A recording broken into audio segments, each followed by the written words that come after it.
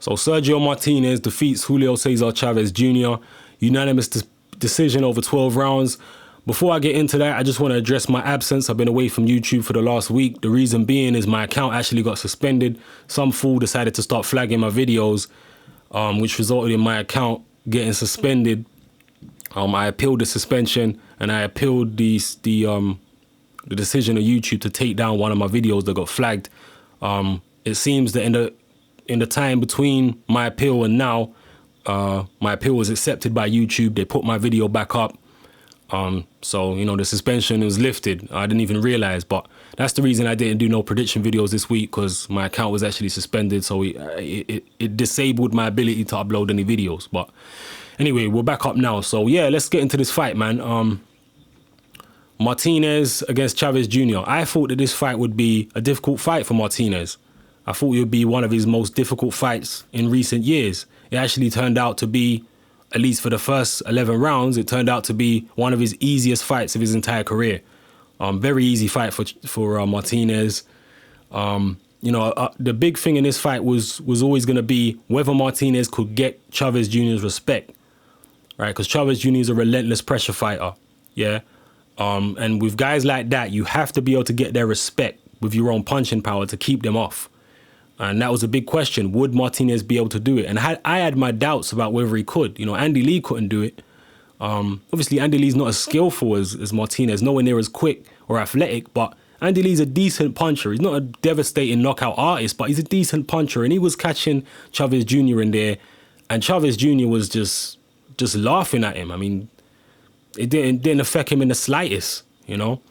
So, I was wondering whether Martinez would be able to keep Chavez Jr. off. But it turns out that Martinez was able to get Chavez Jr.'s respect very early on, and Chavez Jr. was intimidated by Martinez's speed and his power, and he was very tentative about just coming forward and letting his hands go. And literally for the first 11 rounds, this was an exhibition. Martinez was doing as he pleased. There was even points where Martinez was happy to fight on the inside against Chavez Jr. because he was so much quicker than Chavez Jr. His hands were so much quicker, his reflexes were so much quicker that he felt comfortable fighting on the inside, because it took Chavez Jr. so long to get his punches off. Even when he had Martinez up against the ropes, you know, you could count the seconds before Chavez Jr. was able to crank up his hooks and actually get some punches off. He was so slow to get the punches off. Very slow reflexes, you know. And in the end, Chavez Jr.'s supposed weight advantage actually turned out to be his biggest disadvantage. Yeah, because he was so slow in there. So slow, couldn't get his punches off quick enough. No jab. You know, a jab would have been a good weapon in this fight for Chavez Jr. I know Kelly Pavlik had a bit of success with his jab when he fought Martinez, but there was no jab from Chavez Jr. Very, very basic. What he was trying to do in there, just come forward and walk Martinez down. None of it worked. Martinez just had a field day in there. And at points, it looked like he might stop Chavez Jr. He was beating him up. You know, Chavez was bleeding from the mouth, bleeding from the nose. His eyes swole up like a tennis ball. He was just beating the shit out of the kid. The kid showed a lot of heart. No question about it, showed a lot of heart. But he was just getting beaten up, and literally it was a shutout for Martinez. And then in the last round, I think Martinez got a bit too cocky. He was trying to finish Chavez Jr. off. You could tell Martinez throughout the whole fight wanted the knockout, and he was going for it. And he was even going for it in the last round. And he got a bit too cocky for his own good. I think Chavez hit Martinez with a hook, and Martinez kind of stumbled off balance. I don't think he was really hurt at that stage. He stumbled off balance, and his head went through the ropes. And when his head went through the ropes, Chavez Jr. followed up with another couple hooks that did hurt Martinez and actually managed to drop him. Martinez got up and he was hurt. He was badly hurt. His legs was gone. He was tired.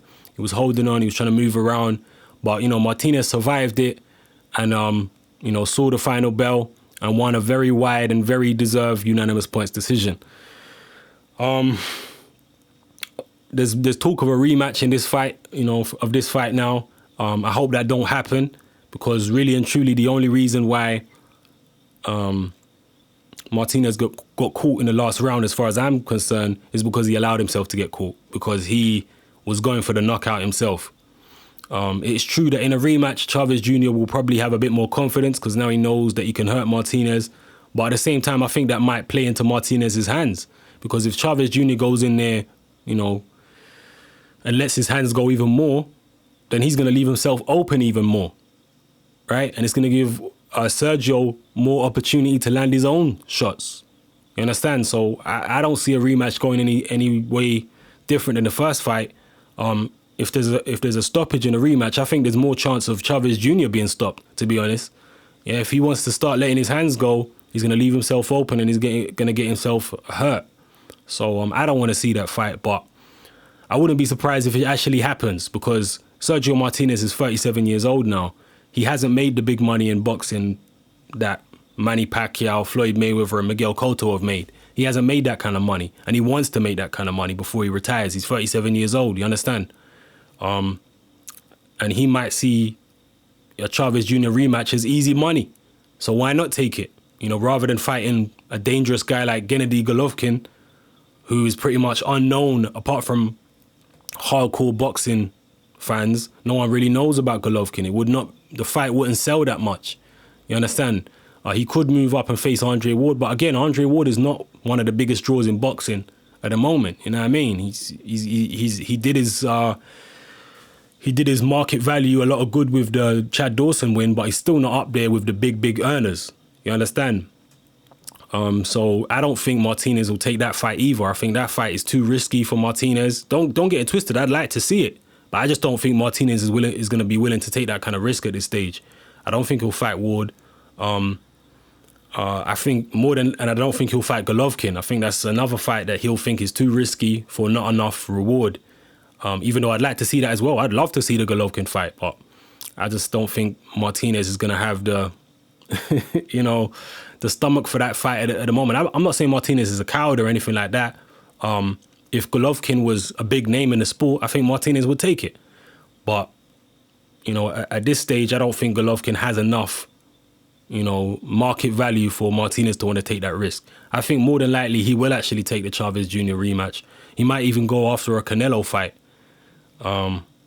The one fight that Martinez wants more than any other fight, though, and the fight that he will definitely be going for first and foremost, is a fight with Floyd Mayweather. But that fight won't happen for one very simple reason. Floyd Mayweather don't want it to happen. Floyd Mayweather is not going to fight Sergio Martinez. Yeah, people have very unrealistic expectations when it comes to Floyd Mayweather. Floyd has never been a big risk taker in his career. Yeah, especially when it comes to his career north of 140 pounds. Right, as soon as he moved up to 141, 47, look at the opponents he's been facing. Yeah, he's not a guy that's going to take the big risks and fight a guy as physically big as Sergio Martinez. He's not a Sugar Ray Leonard. He's not Roy Jones Jr., who are going to jump up late in their career and fight someone way bigger than them who's a dominant champion. Ray Leonard jumped up, obviously, and fought one of the greatest, if not the greatest, middleweight champion of all time in Marvin Hagler, right? Roy Jones was fighting, most of his opponents were bigger than him, longer reach, heavier, everything. Most of his opponents were bigger than him at light heavyweight. Then he jumped up to heavyweight and won a version of the world title there. Floyd Mayweather's never been that kind of fighter. He's not a risk taker inside the ring. He's not a risk taker outside the ring. He's very careful about who he picks and who he fights. And he's not going to fight Sergio Martinez, right? A prime Floyd Mayweather or close to prime Floyd Mayweather struggled in the early rounds, right, against an on-the-slide Zab Judah, right? Let's be realistic about it. Floyd is slower than he was then. He gets hit more than he did then. He don't have the legs that he had then, right? Floyd Mayweather, look how often he got hit against Miguel Cotto. You think he's going to fight Sergio Martinez? Sergio Martinez is bigger. He's got quicker feet. He's got a better work rate. He hits harder. He's got a longer reach than Floyd. Right? He'll be able to stay on the outside and pot shot with that left hand. Floyd won't be able to counter him because Martinez has got quicker feet and he's got a longer reach. Right? The guys that Floyd's been fighting, where he's been showing this excellent counter-punching ability, they've all been guys with shorter arms than himself. And in most cases, they've actually been shorter in height than himself. Martinez is taller than Floyd. He's got longer arms. He's quicker at long range, stronger. Floyd's not going to take the fight. Yeah? Because, and if he does take the fight, I give him full credit for taking it because it's a huge risk. But he's not going to take the fight because he knows that the things I'm saying are true. You understand? And if he did take the fight, I will tell you from now, I pick Sergio Martinez to win. Without a shadow of a doubt, I pick him to beat Floyd Mayweather. I just can't see Floyd dealing with that kind of speed on the outside, the longer reach. I mean, Floyd Mayweather's only fought one fighter in his entire career who had a longer reach than himself, and that was Oscar De La Hoya. And that fight went to a split decision, and that was against an over-the-hill De La Hoya. Right? And this was a much younger Mayweather who fought that De La Hoya. You honestly trying to tell me that 33 or 34-year-old De La Hoya, who is not a massive guy himself, he also started his career at 130 pounds like Floyd, trying to tell me that Sergio Martinez is not a hell of a lot better than the De La Hoya that Floyd Mayweather fought? Come on. Martinez is a hell of a lot better than De La Hoya. Right? Much more difficult to fight, much quicker on the outside, bigger puncher. Hey, listen, come on. Floyd is not gonna take the fight, and like I say, I would pick Martinez in a heartbeat in that fight. But like I said, it's kind of a catch-22 situation, because I think Martinez is not gonna want to take a risk against an Andre Ward or a Golovkin, but Floyd is not gonna want to take a risk against him at a lower weight. And Pacquiao, forget about Pacquiao. Pacquiao, no way in hell Pacquiao will fight Martinez either. Yeah, the two big names down at 147 and 154, Pacquiao and Floyd, neither of them are going to take a fight with Martinez. The only one who might take a fight with Martinez, the only two who might possibly take fights with Martinez is Miguel Cotto, if he gets past Austin Trout, because Cotto's a warrior. He seems to be willing to fight anyone. He might take a fight with Martinez, but he'd get fucked up in that fight. Let me tell you that from now. That's my opinion. I think Martinez will fuck him up. Canelo, maybe Canelo. I don't know. I mean, even if Canelo wanted it, I don't think Golden Boy would want to put Canelo in there against Martinez. But you know, it is what it is. I think the most likely fight. This is sad to say, but I think the most likely fight for Martinez next is going to be a Chavez Jr. rematch. I hate to say it, man. I hate to say it, and I would hate to see it. But, you know, there you go. The fight I would actually like to see Martinez in with next, the opponent I'd like to see him in with next is definitely Gennady Golovkin. I would love to see that fight. Even Dmitry Pirog might be interesting, but Golovkin is the fight I really want to see. But I'm not sure if Martinez wants to take that risk at this stage. But anyway, here's what it is. Let me know what you lot think in the comment section below. Who do you think Martinez is going to fight next? Who do you think he will fight next? How do you think he'll do against any of those opponents that I've been, you know, talking about? In terms of Mayweather, obviously people are still speculating about Mayweather, who he's going to fight next. I think for Floyd Mayweather, the most likely opponents for Mayweather is going to be the winner of Cotto against Austin Trout. I think that's, especially if Cotto wins. If Cotto beats Austin Trout, Floyd will fight a rematch with Miguel Cotto. Yeah, I'm sure of that. If Trout wins, I don't know. It depends how impressive Trout looks. If Trout really does a number on Miguel Cotto and looks really good and hardly takes any punches back, I'd be surprised if Floyd even wants to fight him, but he may still fight him. But I think that's the most likely fight next for Floyd Mayweather, is the winner of Austin Trout against Miguel Cotto. Canelo's definitely a possibility for Floyd. I think Canelo's a strong young fighter, but to me, I still think Canelo struggles with movement.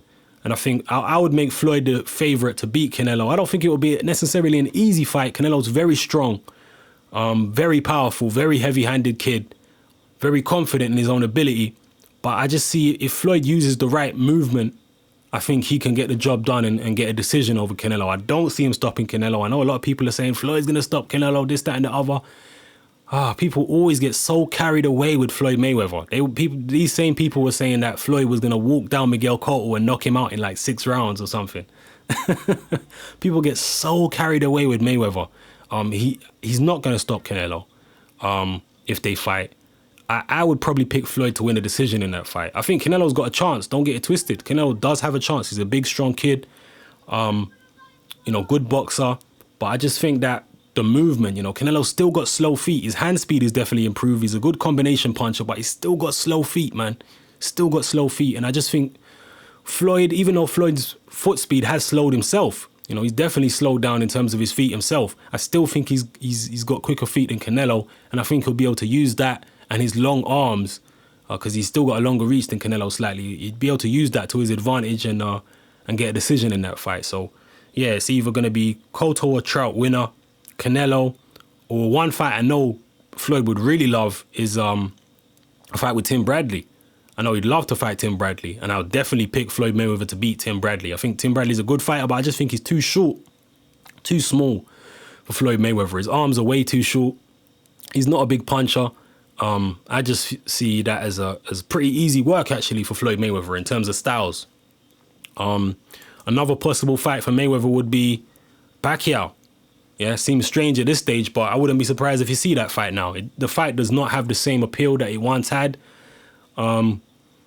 But, you know, it is what it is. That fight may happen now. You know what I mean? Pacquiao's coming to the end. Bob Arum knows it. So, you know, if Pacquiao can get past Marquez in this full fight, we might see the Pacquiao-Floyd fight happen after all. I think those are the most likely fights that are going to happen. But Martinez, no way Floyd's going to take the fight. For the reasons I said, it's too risky. And he knows, you know, Floyd's in this game for money at this stage. He's not in it for, you know, like I say, he's not a Sugar Ray Leonard or a Roy Jones Jr. jumping up to fight much bigger fighters, taller, you know, stronger, longer-armed fighters late in his career. He don't have that type of mentality. He's in boxing right now just to make money. That's it. Just to make money and preserve his O. Yeah? And that's the way he's going to pick his opponents. You understand? So there's going to be no Martinez fight. I mean, I'd be amazed if there is. And I'll jump on the Floyd Mayweather bandwagon and give him the most praise in the world just for even taking a Martinez fight at this stage. But it's not going to happen. So anyway, let me know what you lot think in the comment section below about everything I've been discussing. If there's anything I missed out, let me know in the comment section. This is Hatman. I'm out.